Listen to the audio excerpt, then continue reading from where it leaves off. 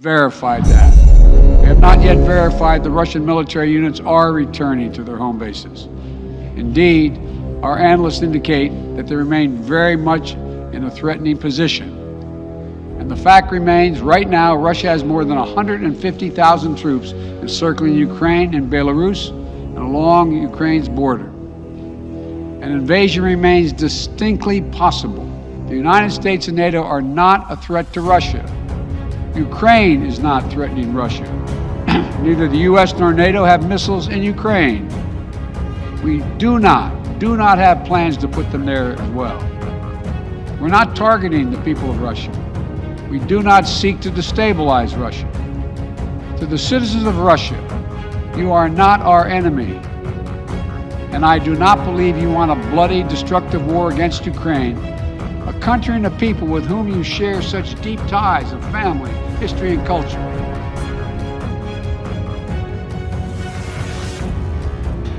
Putin akan mengambil Moldova kalau Ukraina dapat ditaklukkan dalam waktu yang sangat singkat. Itulah ringkasan informasi sebelum informasi kali ini. Kalau Ukraina takluk dalam waktu cepat kurang dari 1 bulan paling lama setelah diluncurkannya serangan, maka itu disebut kemenangan penaklukan di pihak Rusia. Fakta lapangan saat ini sudah memasuki hari ke-11 pertempuran Ukraina dan Rusia. Pertanyaannya, kok sampai sekarang nggak jatuh juga itu Kiev? Padahal targetnya dalam 4 hari Kiev harus jatuh. Dalam pelajaran bernegara, maka perang antar negara harus dibahas strategi keduanya yang sedang berperang tersebut. Apa strategi Putin dan apa taktik rencana berikutnya kalau rencana pertama tidak jalan? Begitu juga strategi Ukraina, apa counter strike serangan balik, dan apa strategi perang kota, perang gang, perang selokan, perang gedung, yang mana tuan rumah lebih hafal seluk-beluk kotanya. Mengapa armada Rusia yang panjangnya 60 km mengular terhenti sudah 5 hari sejauh 30 km dari Kiev tidak maju-maju? Mari kita bahas dari lapangan apa adanya. Fakta, ini semua pelajaran bagi kita. Pelajaran penting sekali. Baiklah, kenal dengan nama-nama seperti Triple Canopy atau BlackRock. Iya benar, mereka adalah perusahaan mitra Kementerian Pertahanan atau disebut kontraktor pertahanan, defense contractor. Pasukannya disebut missionaries atau soldier of fortune atau tentara bayaran atau private army. Kita tahu Amerika itu negara banditos dan kampretos, bermain menekan secara militer, melakukan operasi intelijen di banyak negara, spying atau memata-mata, infiltrasi, merubah sistem negara, mengubah undang-undang sebuah negara, mengarahkan media dan mengendalikan dunia dengan uang dolar, dengan sistem pembayaran, dengan pharmaceuticalnya, dengan jaringan internetnya, dengan sosial medianya, dengan Wall Streetnya, dengan film-filmnya, dan masih banyak lagi war tool Amerika itu punya. Kemudian banyak perang yang dibuat oleh Amerika dengan sengaja sebagai create demand dalam tanda petik. Sekali lagi, kata kuncinya adalah create demand. Misalnya, virus sebagai biological warfare adalah create demand terhadap vaksin, dan vaksinnya sudah tersedia. Climate change atau climate warfare adalah create demand di mana artificial food sudah disiapkan. Perang Afghanistan misalnya sebagai create demand alat perang. Mesin perang yang akan membuat industrial military kompleks Amerika jadi masuk gigi 5 gaspol produksinya, itu pun create demand. Kekampretan Amerika itu menarik. Rusia diberi sanksi dengan dibekukannya aset Rusia di Amerika dan di seluruh dunia. Alasan pembukuan aset tersebut karena Rusia menginvasi Ukraina. Beberapa waktu yang lalu, Amerika juga membekukan aset Afghanistan. Karena apa? Karena Amerika menginvasi Afghanistan. Nah ini bingung kita. Coba bagaimana? Bingung kan kalian? Langkah Putin didukung banyak orang saat ini. Walau terlihat kejam membantai warga sipil, itu lebih dikarenakan kekesalan atas tingkah pola Amerika yang sudah lama membantai, membunuh, mematikan, dan membatasi dunia yang sekarang ada lawannya, yaitu Putin. Putin jadi orang yang melawan hegemoni Amerika setelah Tiongkok sejak 2013 melawan hegemoni Amerika dari sisi ekonomi.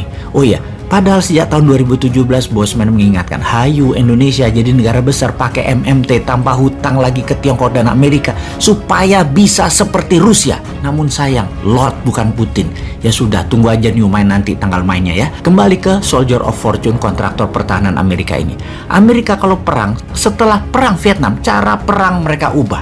Bukan selalu memakai tentaranya, tetap disubkan ke kontraktor pertahanan atau private army atau tentara swasta. Triple Canopy, BlackRock, dan banyak lagi. Mereka membangun tentara swasta ini dan mendapatkan pekerjaan dari Kementerian Pertahanan Amerika atau DoD, Department of Defense-nya Amerika. Jadi, ketika di Afghanistan, di Libya misalnya, tentara swasta ini masuk bersama tentara resmi Amerika dengan berbagai tujuan yang berbeda. Salah satunya adalah yang resikonya tinggi, private army ini yang masuk. Jadi sekarang kita bicarakan mengenai tentara ini di Ukraina, Missionaries Army ini. Private Army saat ini dikirim NATO, ada yang dari Inggris, dari Amerika, dan negara NATO lainnya yang dalam 7 hari ini semakin banyak. Diperkirakan sudah 16.000 pasukan terlatih ini masuk. Dan juga dalam 2 bulan terakhir, Ukraina mendapatkan kiriman senjata, amunisi, shield pelindung tubuh, dan banyak lagi senilai lebih dari 21 triliun rupiah dari berbagai negara NATO, terutama Amerika, dan barang ini semua sudah masuk ke Ukraina. Maklum, anak ciptaan Amerika yang bernama Zelensky saat ini sedang teriak-teriak kebingungan. Oke, maaf, urusan anak Amerika ini kita bahas di video berikutnya. Sekarang kita bahas dulu para missionaries ini. Tentara bayaran ini nanti akan jadi gerakan insurgensi, gerakan perlawanan gerilya dalam kota. Inilah gerakan yang Putin paling tidak sukai karena membuat perang akan panjang. Masuknya private army ini ke Ukraina membuat Putin berang. Jenderal lapangan Rusia, Majen Andrei Sukhovetsky, tewas diduga ulah sniper dari para misionaris ini, dan banyak lagi serangan satu-satu membuat tentara Rusia dalam posisi bertahan. Apapun itu, kita harus terus belajar. Bagi kita ada 2 hal yang kita akan pelajari di sini. Pertama, apa strategi perang gerilya kota urban war sebagai counter insurgency dari pihak Rusia? Rusia akan memainkan strategi apa? Itu yang setiap saat ini dimonitor oleh para intelijen pertahanan. Yang kedua, strategi bernegara apa yang Putin akan mainkan di permukaan untuk strategi mengalahkan sanksi ekonomi yang mulai memukul rakyat Rusia di dalam negeri Rusia. Sanksi ekonomi Rusia dilakukan seperti pesawat datang dan keluar dari Rusia, dari dan ke Rusia dilarang. Transfer SWIFT diblok. Negara Rusia mungkin punya shadow banking, namun rakyat Rusia yang di ATM bingung.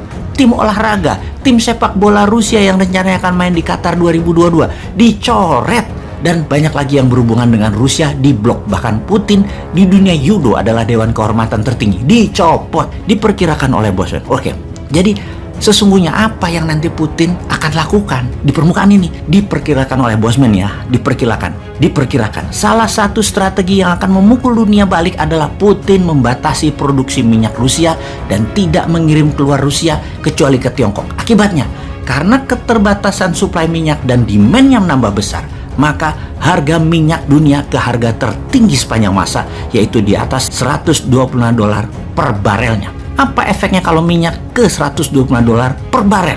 Bisa tumbang itu Amerika serta seluruh dunia karenanya. Putin intinya main sangar aja. Kalau kita,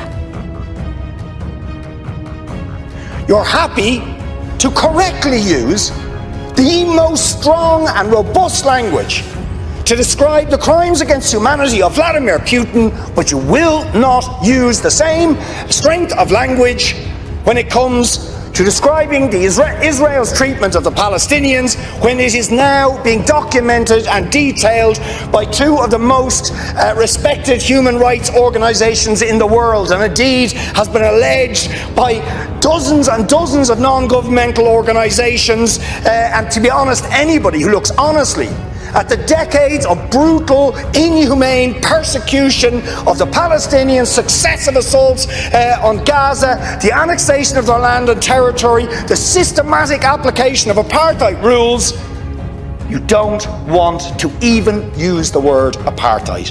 Never mind sanctions. 5 days sanctions against Putin and his thugs, 70 years of oppression by the Palestinians, and it wouldn't be, what was the word you used?